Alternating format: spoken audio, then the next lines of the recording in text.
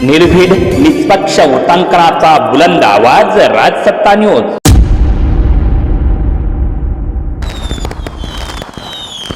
बारामती आणि राहुरी विधानसभेच्या पोटनिवडणुकीची घोषणा होण्याची शक्यता आहे।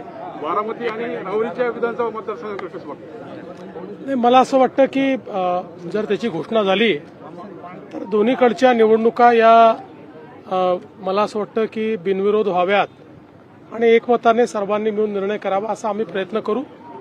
पण आमच्यावर निवडणूक लादली गेली तर आम्ही निवडणूक लढायला देखील तयार राहू।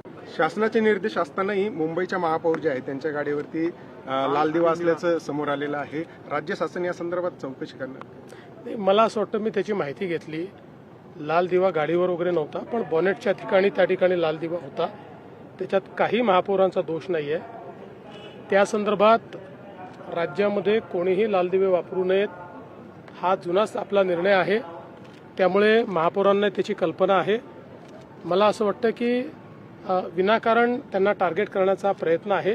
अशा प्रकारे टार्गेट करणं योग्य नाही।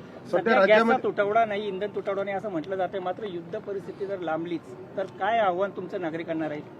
मला असं वाटतं की नागरिकांनी केंद्र सरकारच्या निर्देशाप्रमाणे वागलं पाहिजे। काही राजकीय पार्ट्या जाणीवपूर्वक नागरिकांमध्ये घबराट तयार करतायत। त्याच्यामुळे पॅनिक सिच्युएशन होऊन असलेली चांगली परिस्थिती खराब होण्याची संभावना तयार होते। लोक साठवणूक करतील जर त्यांच्या मनामध्ये अशा प्रकारची भीती निर्माण केली तर। त्यामुळे या सगळ्या भीती मनातनं काढून केंद्र सरकार मोदीजी नीट सगळ्या गोष्टी आपल्याकरता पाहतायत, त्यावर विश्वास ठेवावा।